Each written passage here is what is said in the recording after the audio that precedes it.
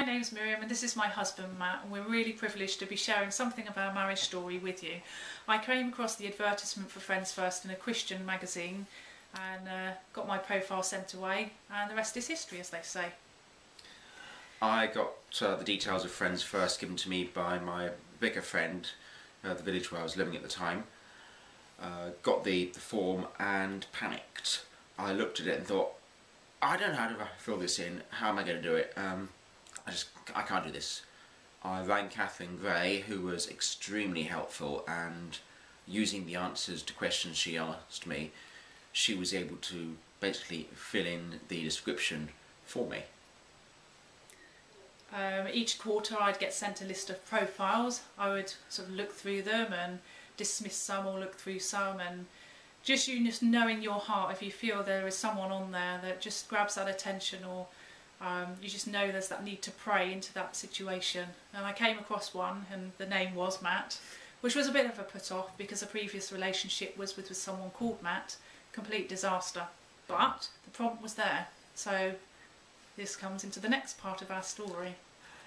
When I got the list of profiles sent to me, my first list of profiles actually, I was taken by the name Miriam and teacher. I thought, she sounds nice, and I was about to text her because the numbers that were given were mobile numbers, and just as I was texting, a message came through from Miriam, and there's by no coincidence, no chance, it's obviously God instance. He's at work right from the beginning.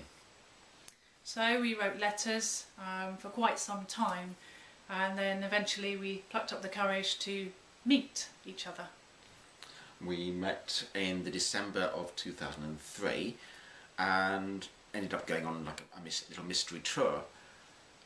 We actually ended up in a little village just outside Salisbury called Wilton, which will come into our story again later on, which means more to us even now.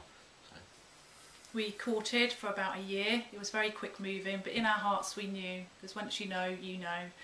And I gave up my job in the end of the summer. By faith we were buying a house together, and just making that commitment real, weren't we? Yeah. It was pretty amazing looking back at it. I mean, even at the time we recognised God's hands at work, and we can see it even more clearly now, because absolutely everything fell into place. Everything that we needed was there. The dressmaker, the flowers, the cake, the church, the minister, everything just fell into place. Doors opened so easily.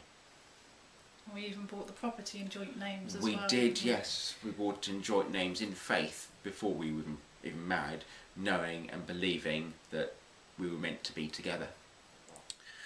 I think we were married in December 2004. Which makes it 8 years this coming December.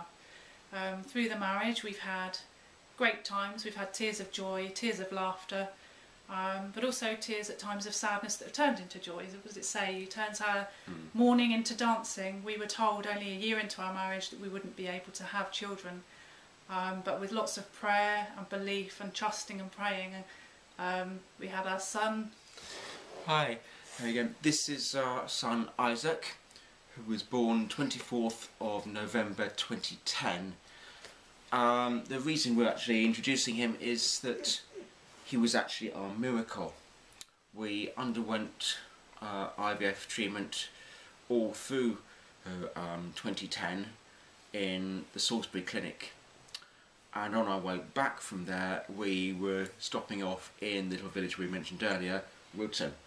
So you can probably imagine Wilton's come to have some special significance for us, as we first went on our mystery tour and where we used to stop.